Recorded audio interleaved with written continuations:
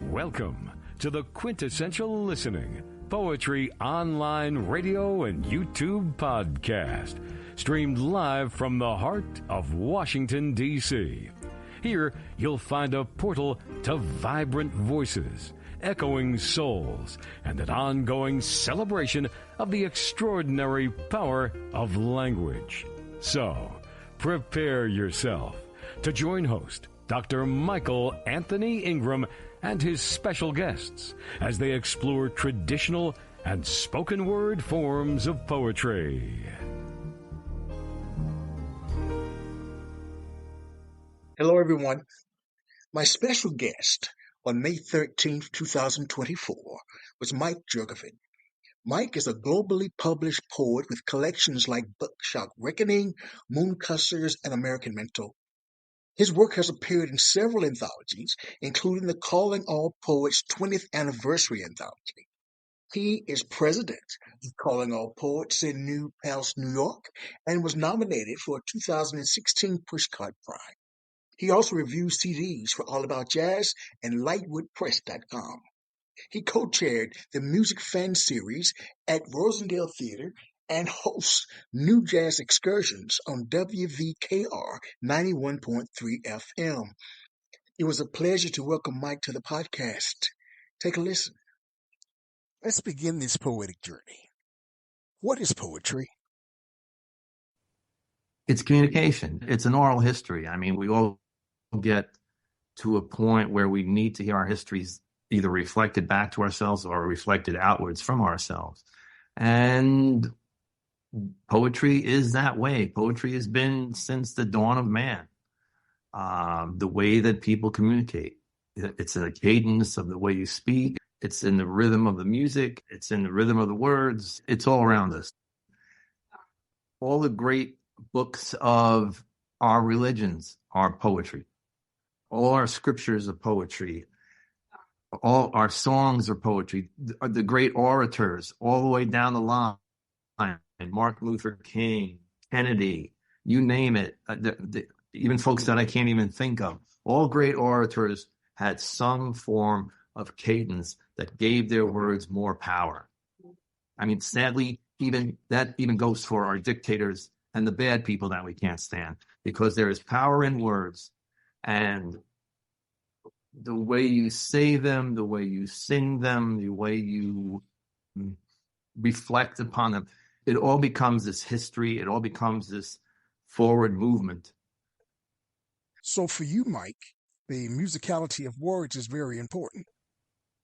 I always work on rhythm-based, always. I've worked with a lot of musicians in my day, and one of the reasons that they've appreciated working with me is the rhythm that I bring to the words.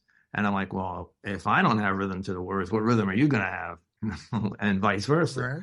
So I've worked with jazz guys. I've worked with a lot of rock and roll guys. And it's always, okay, yeah, how can we fit this into a 4/4? How can we fit this into some kind of blues? How can we do it? And you work it out. You make it, everything comes to it. Everything comes with its own rhythm, its own, I'm going to repeat cadence again, but its own cadence. Yeah. Well, I've done a lot of work with musicians. One of the things we do here is a jazz poetry events, and we work with musicians a lot. And I've got several rock and roll guys that it's like, come on, let's go do something. So we'll go do something. And it's just, there's always music to it somehow. So Mike, based on what you know about the world, your lived experience, there are those out there who believe poetry is dying, that it's not what it once was. What are your views on this topic? And more importantly, is poetry still important? Yeah, I think what it is it's a real misunderstanding by people and quite possibly the poets themselves. Because again, there's poetry everywhere. You go to church, there's poetry. You go to the temple, there's poetry. You want to apologize to the missus for, I don't know, effing up somehow. You go get a card. The card has poetry in it. Every song you listen to has got some form of poetry. Not necessarily good, but it's got poetry to it. So there's a lyricism to it. Poetry is all around us. It's just, I think we started to take it for granted. And it's like, well, it must be dying because I don't see it anymore, but it's right in front of you. It's always right there in front of you. I mean, even if you say the smallest prayer in a day, if you catch yourself praying, it's a poem. So it's not that it's dying. I just think people take it for granted.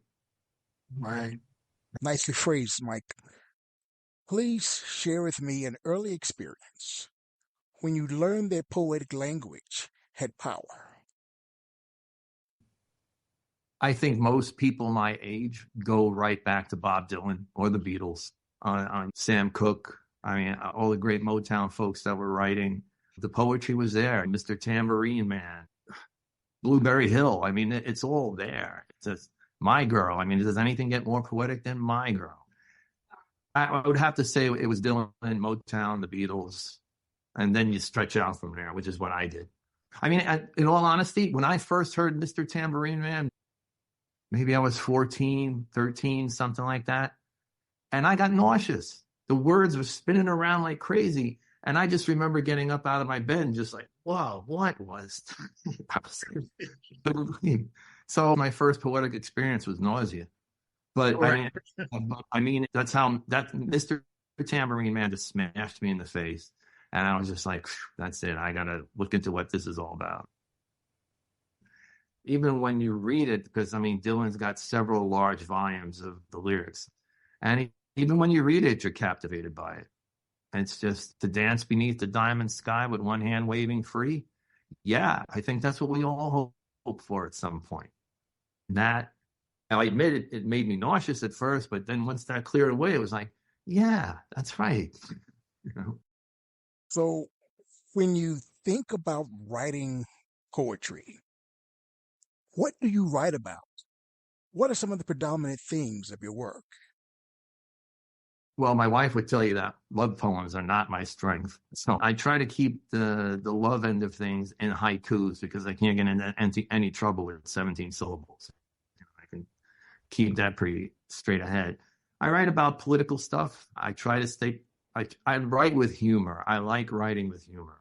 I don't think there's enough humor, although it's growing. It seems to be growing as new poets get into it, like Billy Collins, Tony Hoagland. They started bringing more and more humor to it. So I try to put some kind of humor, even a slight bit of sarcasm to it. But I write politically.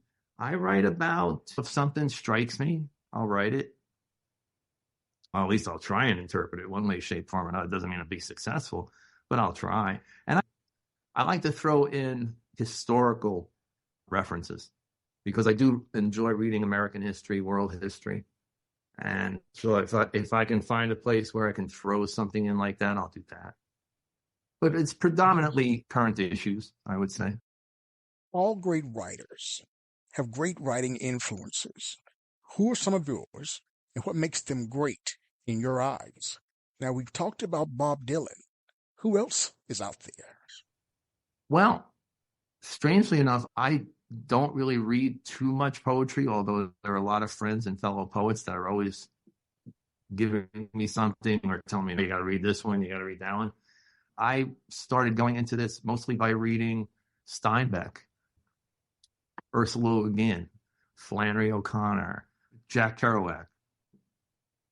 I think one of the first earlier poets that I actually did start to read with any real, besides Kerouac, would have been Allen Ginsberg. Kenneth Patchen was another one. Kurt Vonnegut was a huge influence on me. I mean, there's just no two ways around that. And he didn't write any poetry. At least we didn't consider it poetry. And there was a novelist. Her name was Ann Tyler. She wrote The Homesick Restaurant, Return to the Homesick Restaurant, whatever that was. And it's Ladder of Years and things of that nature.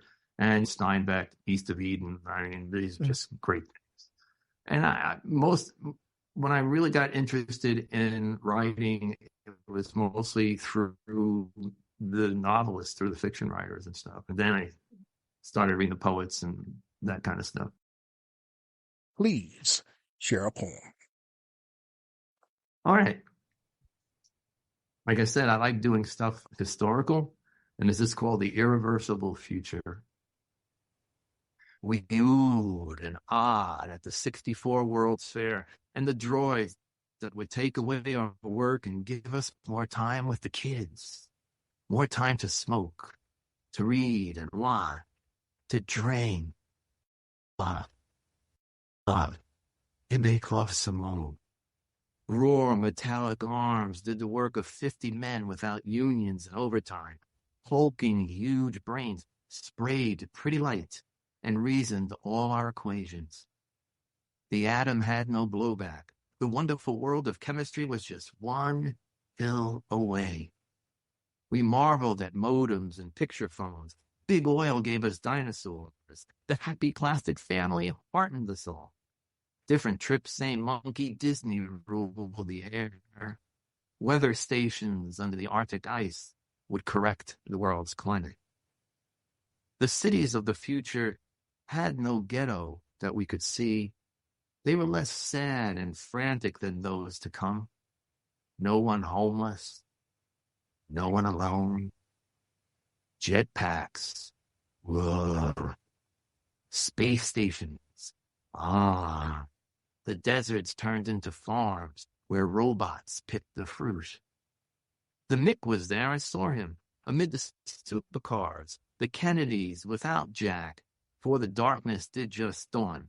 We oohed and ahed, zipping on the monorail, carrying our radiated nickels and dimes. Or were they pennies? I forgot all about the poor.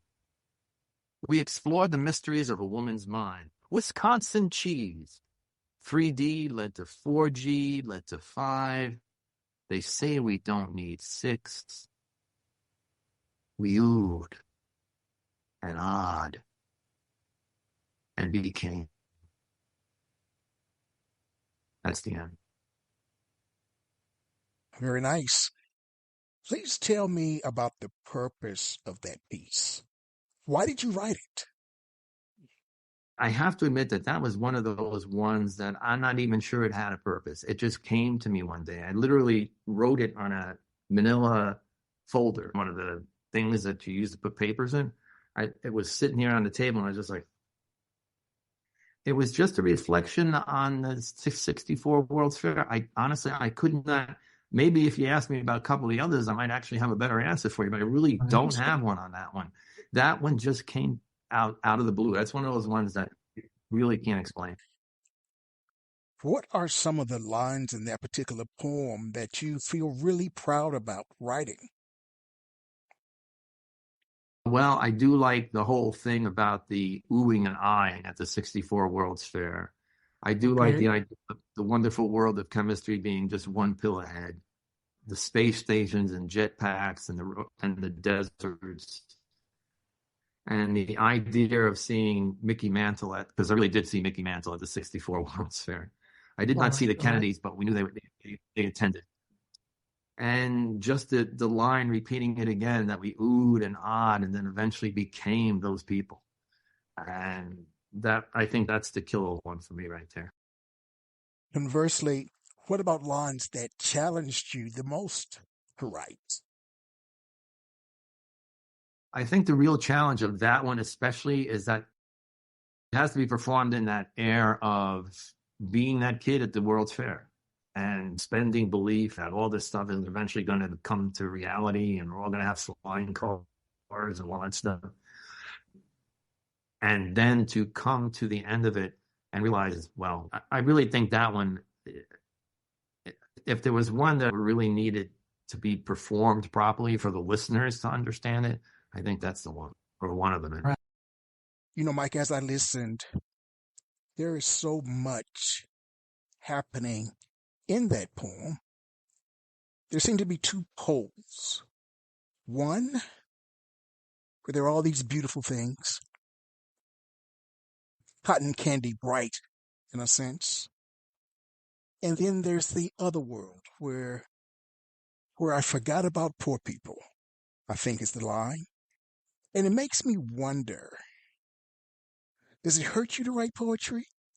If not, why not? No, we didn't see the poor because the great big cities of the future weren't going to have anybody. weren't going to have any homeless, or at least you weren't going to see them. Right. And that too is part of the illusion of the poem, because there's just no way you're not going to see it. Does it hurt me? That's a tough one. I honestly don't know. Does it hurt? I think sometimes the subject might, because nobody wants to be a downer all the time. But no, I don't really know if there's. No, I can't really say that hurt. No. I'm not sure, honestly. I'm not sure. No, I don't think hurt's the right word. I think the realization is the thing that might cause discomfort. Whether it hurts, I'm not sure. Or whether I'm trying to skim a line here either, I'm not sure. Second part of that question is, are you willing to be hurt by the poetry of others? If not, why not? Oh, yeah. Yeah, that's the only way we're going to get moved one way, shape, form, or another. And again, that goes back to the communication. You might be reading something to me, and it's going to hit a familiar note.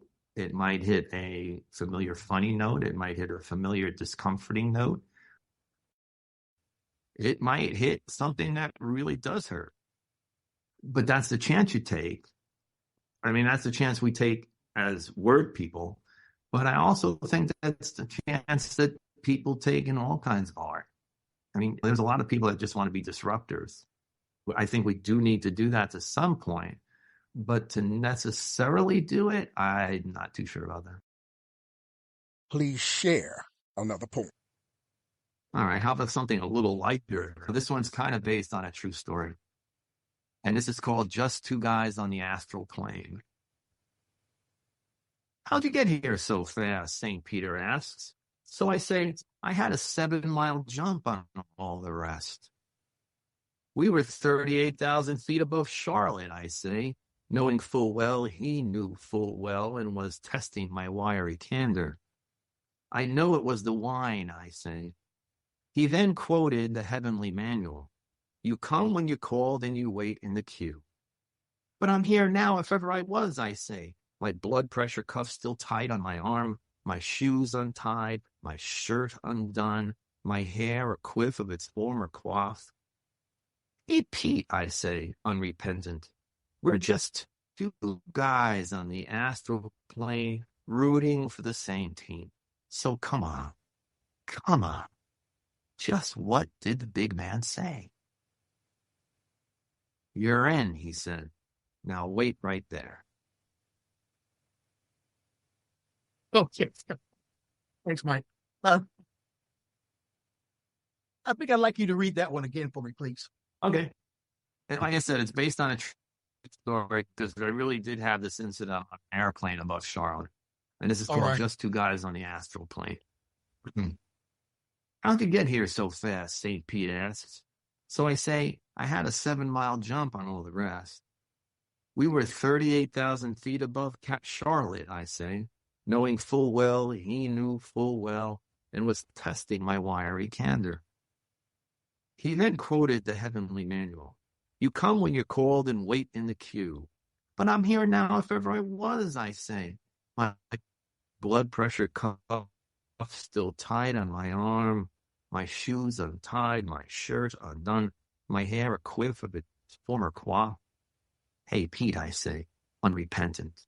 We're just two guys on the astral plane rooting for the same team. So, come on, buddy. Just what did the big man say?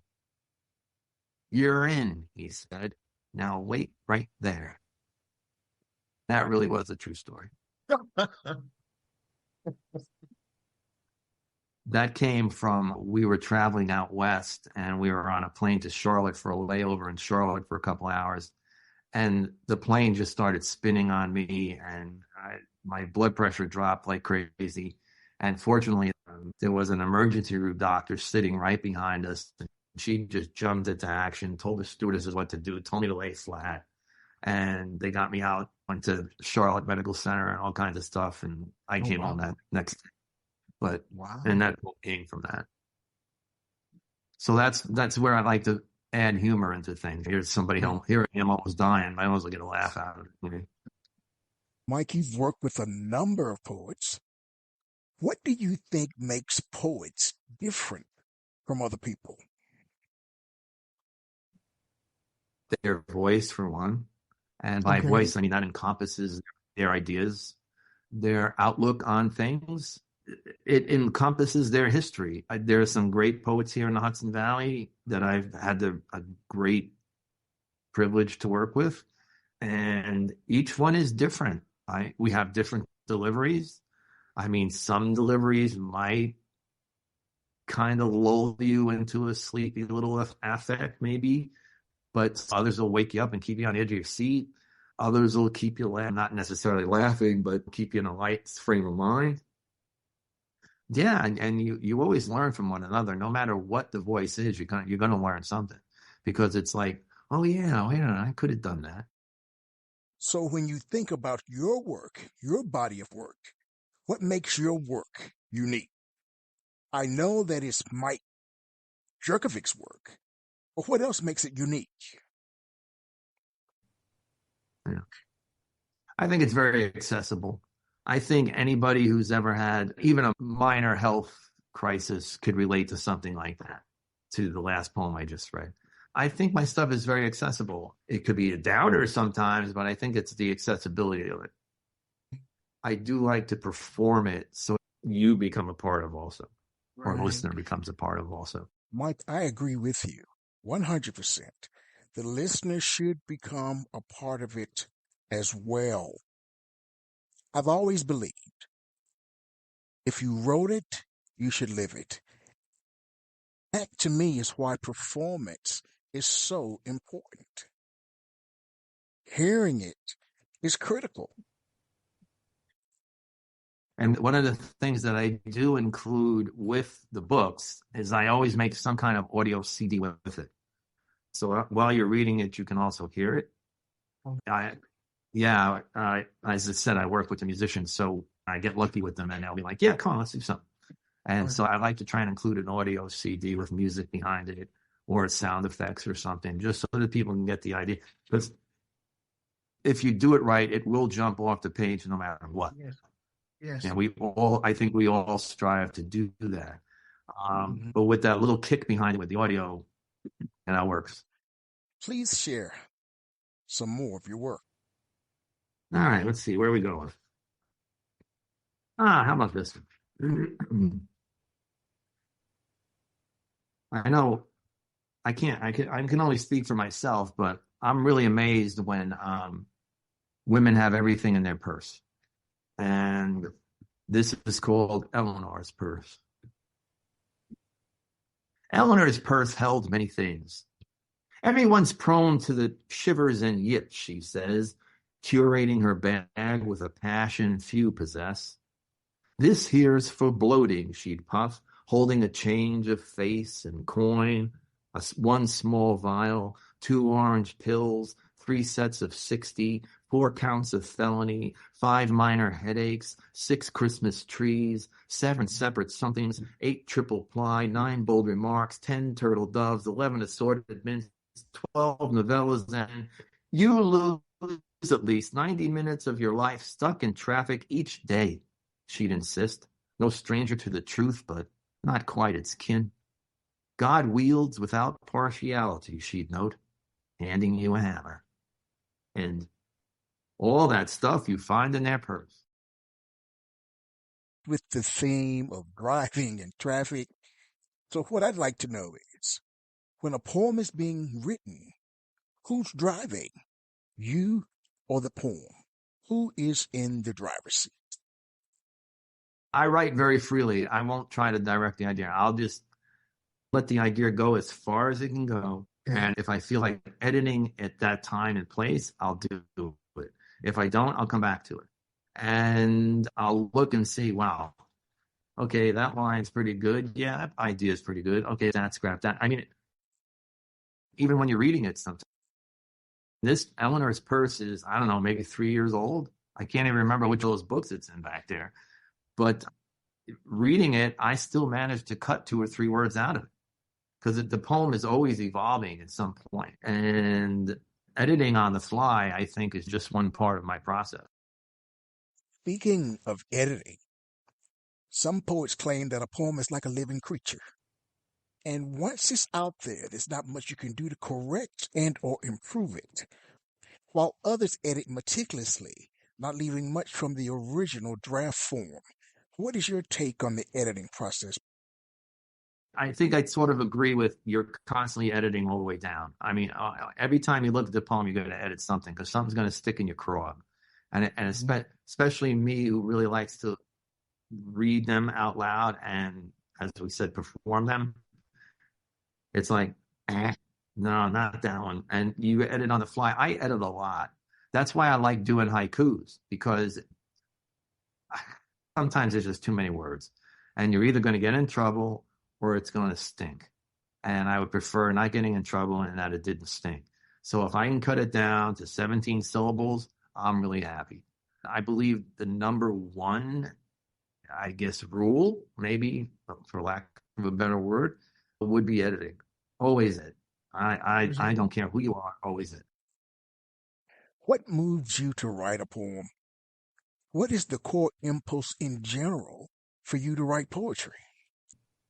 Well, I love to, although I haven't done much this year due to various issues here at home, I love going out hiking, so I'll write while I'm hiking. I do, on occasion, take a little nip of something, and that'll bring some ideas around, and you start writing them all down. But to defend myself that way, I'll let the ideas flow after I've taken that nip, okay? I will edit straight. I'll edit totally, with what the piece can be in mind, or what the piece wants to be in mind. And I do like driving and writing. I've got notebooks of scribble that I'm still trying to decipher. It's just, you're writing like this. And I know it's very easy to just talk into the cell phone now if you want to do it that way. But as much as I like the sound of my voice when we can produce it properly, I can't stand the sound of my voice when it's not produced properly. So I don't do that. I'll just sit with the book on my side, right, left hand on the wheel, 60 miles an hour, writing something, and then decipher it as we go along. Mike, I'd like you to imagine for a moment that we're baking a cake. The cake is the poem. What are some of the ingredients that would go into the making of a poem? I'm looking for the word. Not necessarily the time of day, but the type of day that you're having. Okay. And how the interpretation of the day, let's say it that way. The interpretation of the day goes into it.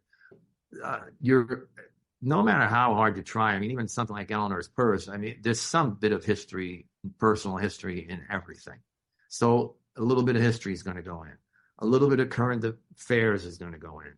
Like I mentioned before, I love trying to bring humor to it. So there's always going to be some little sprinkle of humor in there somewhere. Now we need some spices. What would be a cinnamon or something? I don't know. What would you put in the cake after I put that in? Now, you know that in an interview, you're not supposed to turn it back on the host. But I think what I would do, I would put part of myself in it somehow. Part of me. Yeah. Yep. Yeah, that's a little bit of a history that I was saying. Or your current self. No, absolutely. I mean, that's where our voice comes from. It comes from what we are on any given day. And that's why I'll let you in on a secret. We have some of these poetry contests that are based on themes and stuff. I never do that. I can't do themes. How do I know what one is and what one isn't? I can't lock it into that type of thing. That's not fair to me, for one, and it's not fair to the poem for another. So I never get involved in these theme things. Mike, they say that to see the world with complete honesty, one should look to comedians, artists, musicians, and poets. So, Mike, when you write, what emerges naturally from you? What emerges from you? You're going to find a human being doing his best to figure it out like we all are. Okay. But this is the way I've decided to try and figure it out. I've decided to figure it out by scribbling on a page and say, hey, here's where I was at this particular time. This is how I felt about a certain something at this particular time. Is it alien to anybody? I doubt it, because we are all one. So we all feel the same way, not necessarily, maybe we won't interpret it the same way, but we all do go through the same experiences. And that's what I think you find. That's what I hope you find. That's the definition of empathy. Our lived experiences may be different, but our feelings are the same. And there's a universal commonality in terms of our feelings. And that's where you build that bridge in terms of understanding another person. Wow. Wow. I like your thinking. Our adventures, my adventure in life, I'm sure in one way, shape, or another, comes close to yours. And yours comes close to mine. Yes. That's what makes us human. In this world we live in, there's good, there's bad, there's ugly, as well as indifference. What do you view as being the role of a poet in modern day society?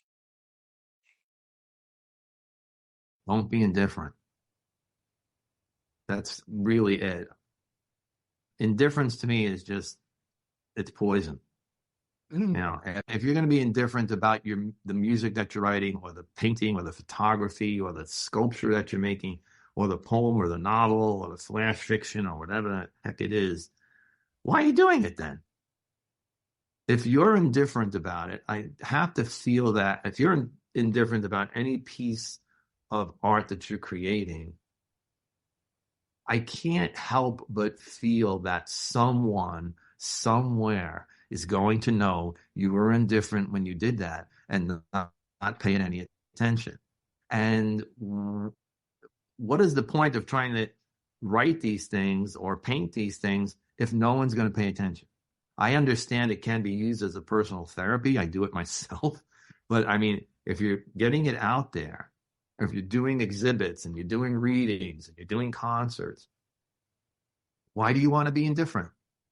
If you're indifferent, the people that are listening are going to be indifferent. The people that are coming to the concerts are going to be indifferent. So indifference breeds indifference, and it just doesn't amount to anything. It's just, don't bother doing it. Go make shoes or something. Do something. I don't know. Do something else. Instead of painting your indifference that's going to make somebody else feel indifferent, I don't know. Do something else. Find another line of work or something. Mike, we live in such a tough world.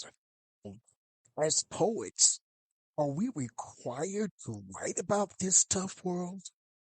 Why can't I just write about the ocean, hush puppy shoes, I don't know, and leave the rest to other people to deal with? Yes, absolutely.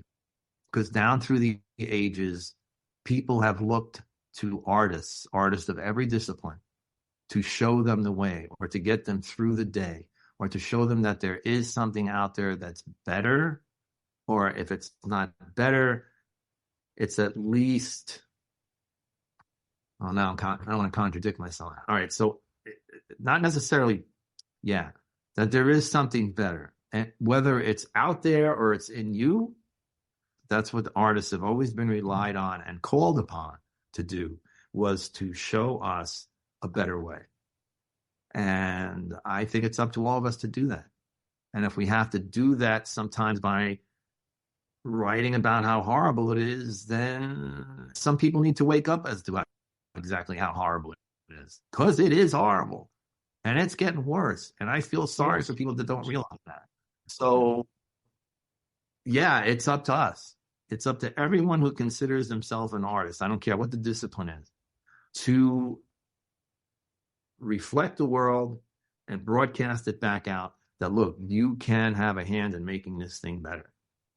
So however we do that, whether it's through humor, whether it's through a beautiful portrait of a married couple or a beautiful girl portrait or someone's favorite dog or something, whatever the case might be, something that brings a little bit of light and beauty into the partaker's life, that's what we're meant to do. Mike, it's time to hear more of your work. This time, please share 2 poems. All right. Oh, man, you're making it tough now. Where do I do? We'll do this one. We'll do these 2. Before we got started, we were both talking about being old men. So I know, I'm sure you did your share of commuting. I did mine. Yes. Yes. This is one of those poems about commuting, and it's called Tell Them My Love. If they ask, my dear, tell them I died behind the wheel, waiting for the light to turn, waiting for the nitwit ahead of me to discover his left foot from his right. Tell them, my love, I died simpering while the road crew widened thoroughfares and smoothed the finish over my blackened heart. Tell them, my love, should any be inclined to query of my well-being, that I'm buried with the odometer, the universal gear. Tell them I withered in the heat, the stewing froth of motion and mediocrity, prey to the rush and clatter, the zooming, zoom, zoom, zoom, zoom of death. Tell them, my love, I died in love, with you, with them, despite the miles between us, wishing I was home. And this has become an all-time favorite of mine. I hate to say it's one of my greatest hits, but I think it is. And this is called Say Gracie. it anyway. This is called Gracie. There's a grammatical error up ahead that will change everything. How and why, I don't know. Because off the top of my head, each mad essay must cast doubt on the one before, or at least lend a hand to its aberrant cause, which makes for unsure seasons, rising seas, and a lack of wonder. And I know, I really do know that you all have better places to be, like Dunkin' Donuts or debtor's jail. So I'll try to get to what I'm getting at before I get to where I'm going, which was to talk about Gracie Allen, who knew that today's postage stamp was yesterday's head of state, that a country of checks and balances relies heavily on them checks, and that you never place a comma where God has put a period. And Like to hear that one again. Please share it one more time. oh, cool, If you okay. don't mind. Gracie. There's a grammatical error up ahead that will change everything. How and why, I don't know, because off the top of my head, each mad essay must cast doubt on the one before, or at least lend a hand to its aberrant cause, which makes for unsure seasons, rising seas, and a lack of wonder.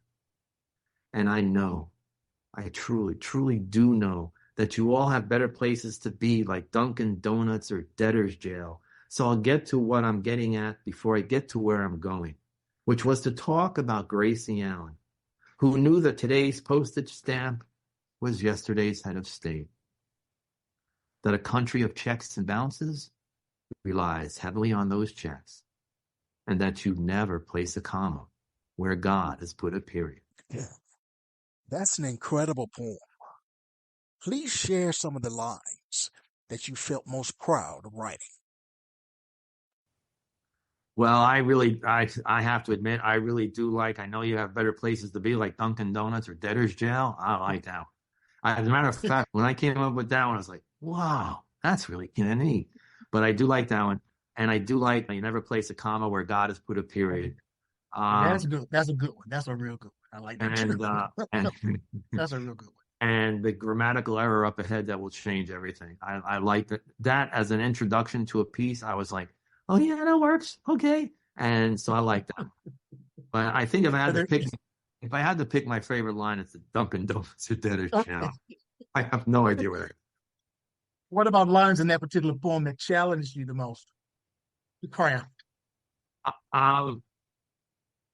What would happen is I am really a big fan of Gracie Allen. I think she was one of the greatest comedians of all.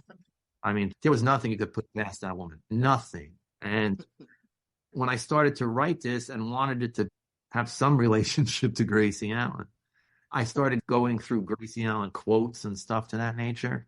And I'm like, oh my God. I mean, she's full of them. And one better than the other. And I'm like, Jesus, man, what am I going to do here? So it was really a matter of just trying to find the rhythm of them properly. The postage stamp yesterday said of state, the country of checks and balances relies on checks, which we all know anyway. And a comma and God put a period, was just for me perfect. And I was just like, that's it. Because you are a poet who also likes to perform your work, what do you think is the relationship between your reading voice and your written voice? Oh, man. The relationship between my reading voice and my written voice and the reading voice, you mean? Yes. I'm not too I think they blend well together. I think what I write sounds good as I'm reading it, and I think while I'm reading it, it looks good while I'm saying it. If that makes any sense at all. I do. I think one lends to the other, and they blend together. I've always been very extroverted and always ready to not necessarily take center stage, but to wait my turn and then take it. But yeah, so yeah, I've just never been shy. If I have a feeling that what I've written is good, then I'm going to let people know that I know that it's good. And I think the best way to do that is with an expressive reading style. So it almost becomes out like I guess you could say it's almost like a saloon. Really? Yeah. That in mind, please tell me about a poem you are proud of writing, but afraid to share for fear of misinterpretation. There was one. It's really weird that you asked that question. I've only performed it once. And I don't really know if I'm afraid to do it. I just don't know if it needs a place for. We have 18 acres out here, my wife and I. And not that I mow all 18 acres or landscape all 18 acres, but there's a lot of property out here. So you try to make it look nice and this time and that. It doesn't. It's pretty raggedy, but it looks cool ragged. So I guess that's the way to put it. And there was this one day I was outside many years ago. I think we had just moved in here. And I was leaf blowing or leaf whacking or something. And this whole idea, the stereotypical thing with the Mexican laborers. And all of a sudden I got this crazy idea about, I'm letting out my inner Mexican. And I meant it sarcastically. My inner Mexicans here working on it. I can't even remember the piece. So the local magazine, I sent it to one of the local magazines, and one of the local magazines printed it. So I was doing a reading here in the area at that time. And this person walks up to me and she goes, "You're the last person that I would have thought would be a racist." And I'm like, "What are you talking about?" And she goes, "That poem, you're making fun of the Mexicans." I said, "I'm not making any fun of the Mexicans." I said, "It's meant to be sarcastic. It was never meant." So I just dropped down.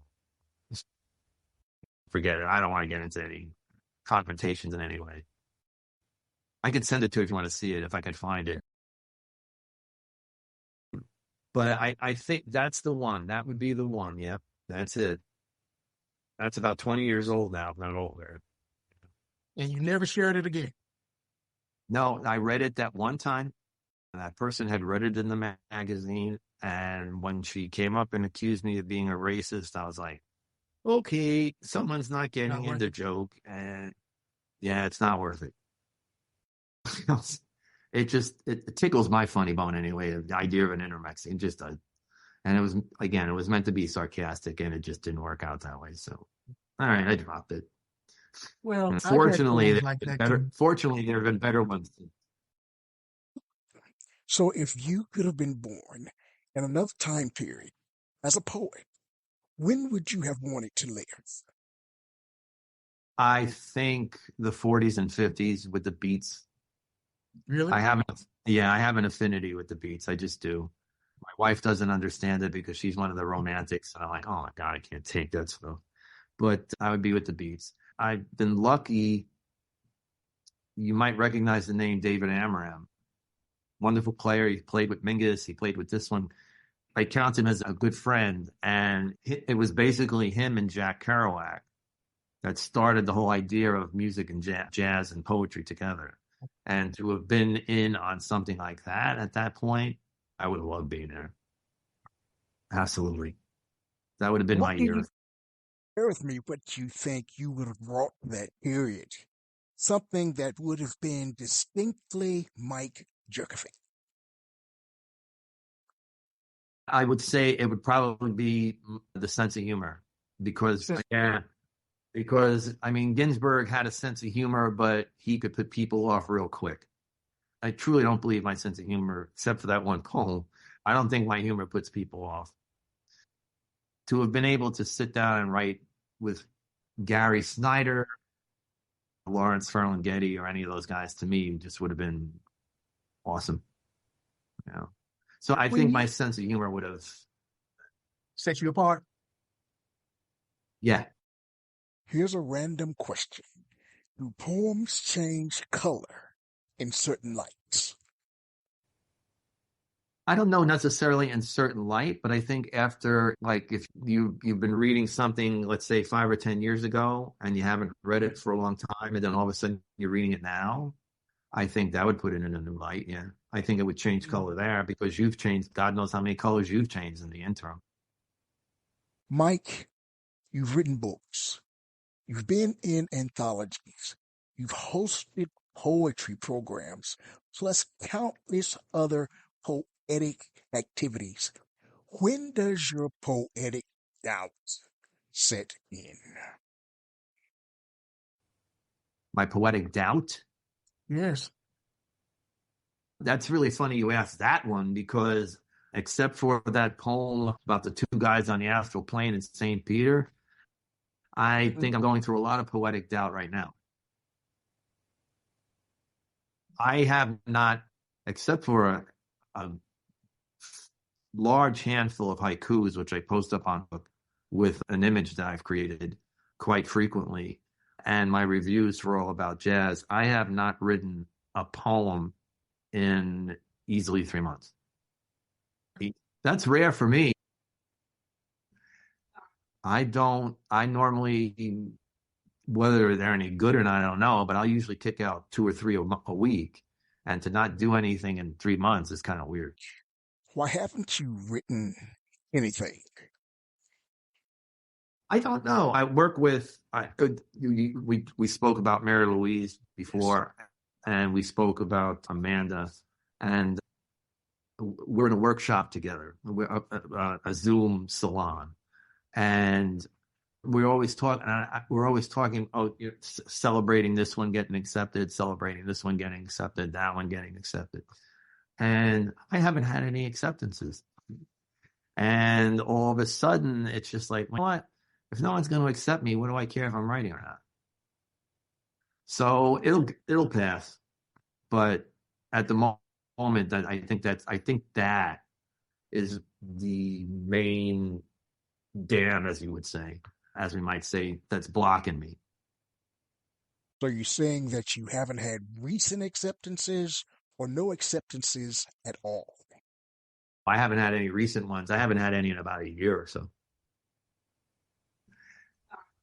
And so, I mean, you start to poetic doubt. Yeah, you start to say, well, and what's changed is that we all want readers, right? Yes. And we all want people to comment on what it is that we've written. And I noticed that doing the haikus and pasting them up on Facebook and Instagram and stuff like that, I'm getting at least 100 readers a week. Wow. The people saying, hey, man, this is really neat, whatever, beautiful, however, whatever they want to say.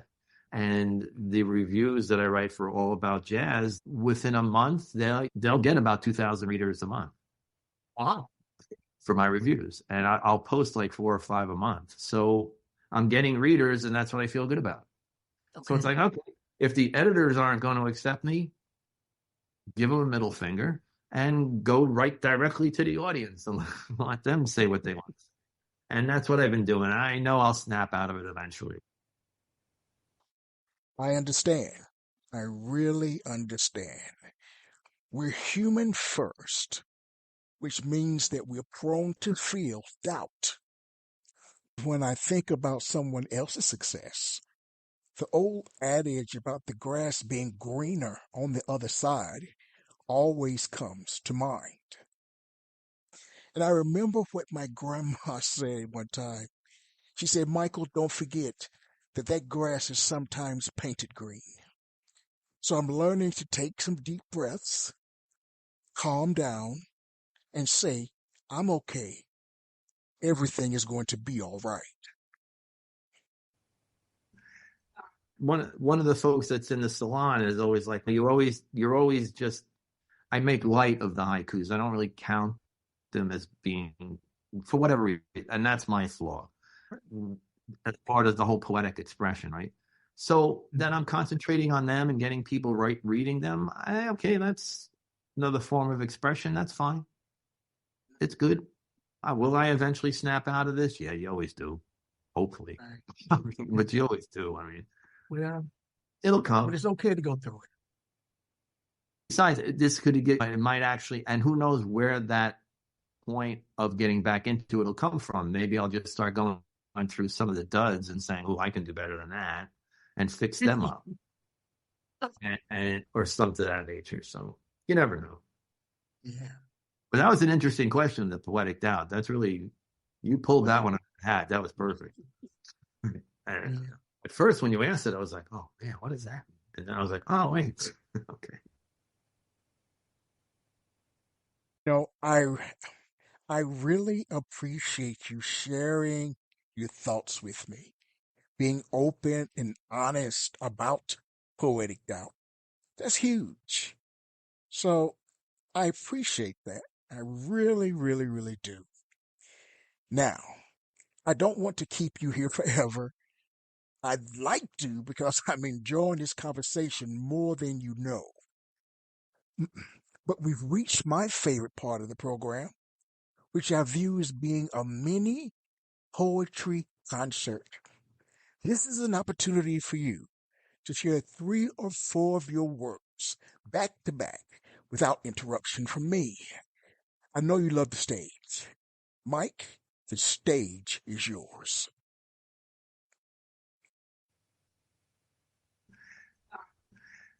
This is called Fork Misplaced.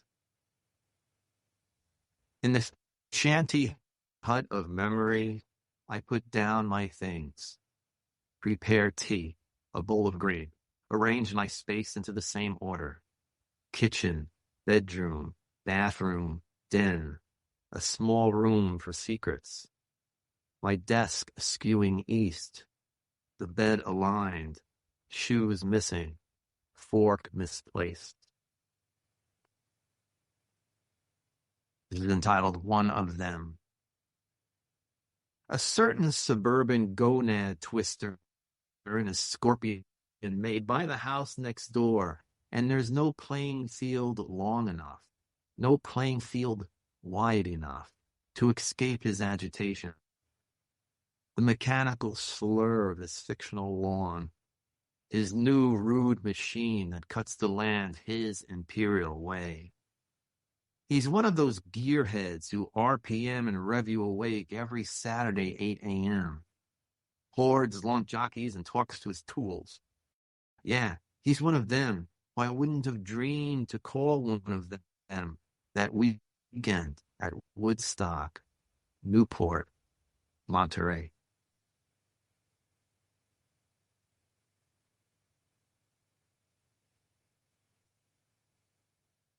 Marty's 81, has a parched post-pneumonia cough and the shits from diverticulitis. A blood clot in his leg he can't afford the apixapan for cause he can't survive Social Security no more. Lives with his daughter in a shit-lorn town in the Hudson Valley that everyone struggles to avoid lest you're driving in a funeral procession because his third wife paid the folk. A very smart girl took to the booze in the old farmhouse they rehabbed somewhere in Shillorn, Pennsylvania. 28 years, he counts. 28 years. Played Carnegie Hall as a child and sang doo-wop with the Mafia boys back there in Bensonhurst. Bought his first vet in 59, a turquoise baby that stole your heart while Sal the Snake stole your wallet. Shows me pictures on his cell phone, his whole life in his hands, in the hands of strangers. The old stone house he restored with Joan, his second wife, who had 5 kids and took on my 3. Plays piano for St. Margaret's down the road, Chicken Lord, at the intersection where the lights don't work. The 62 Corvette, the 65. People were worth something then, he rasped. The cold phlegm seizing his pipes. Shows me his cousin Maury's place up in Saratoga, who raises horses and runs a marina on Manhasset Bay. Lord, he was always the smart one, he swears, scraping his lungs. More pictures of grandkids and horses, cars and pianos. His fiction shop where he still fixes vintage stereo equipment. I'll take in a piece here and there, he says, for pocket money. I tell him about my Macintosh with the fried left channel. There's my email. Send me some pictures, maybe I can help you out, he says. Served in the service, but that don't mean a damn no more. His son's got his Hunter Green 74 vet until he can get a place of his own. Pictures of his daughter's daughter who just turned 4. I'm going to start her on scales when his cough's all gone. Pitty ditty now, he says.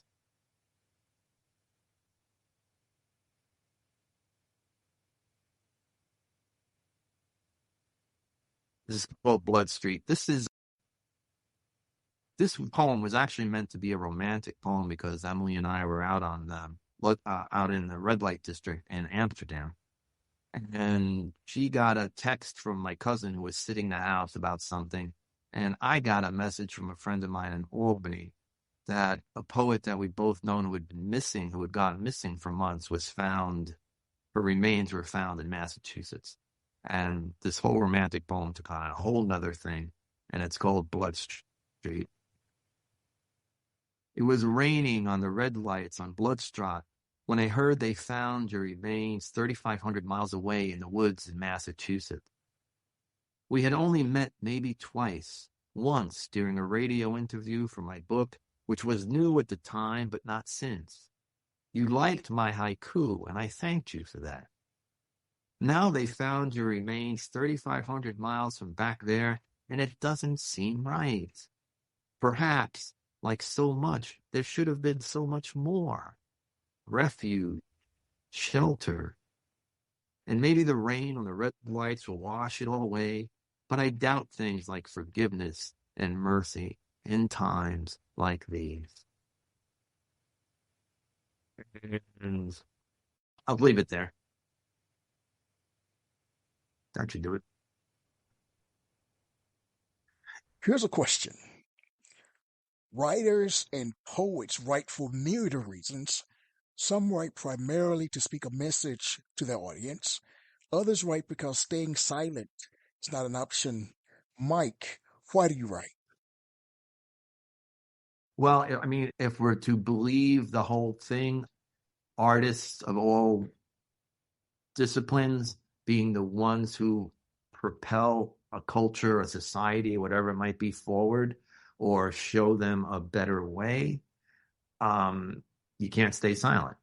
Because if you do that, then you're not fulfilling what's inside you anyway, and what people are expecting from someone who considers himself an artist of any stripe, or herself an artist of any stripe. So, yeah, you're right, because silence isn't an option. It just isn't. Whether you're sending out an alarm that, hey, everything's effed up, or you can't stay silent. The days are too fraught. You can't stay silent. Were you destined to become a poet? I was destined to do something. A lot of the folks that are involved in, for lack of a better word, the poetry scene around here are always thanking the 4 or 5 of us that run the organization for doing what we do in creating a community. So I guess, if anything, I was always meant to create some kind of community, or to be part of a community, an active member of that community, to be a voice in that community. So, yeah, I don't know if it was poetry-wise, but yeah, I was destined to say something somewhere. So. What do you think you've learned about yourself as a result of being a poet? I think I've learned the honesty. I think I'm a better person for being able to do something, being able to say something. I'm not trying to make it out to be heroic or anything to that nature. You can look back on it. It's just that you're basically adding to the story of our time. All right. Whether it's a footnote that you're adding, or it's a paragraph, I'm adding something, or we're adding something to our times. And I think that's important. I think we're all meant to do that, because we're meant to talk to each other. And this is how we've chosen to do it. Where can we purchase your books? You can email me directly. You can go up on the website, www.mikejurkovic.com, which is in terrible need of maintenance. But you can go up there and purchase things that way. You can go up on Amazon. But if you email me directly, I'll get things to you. That's not a problem. It's on Amazon. It's also at Narala Press, where the haiku books are.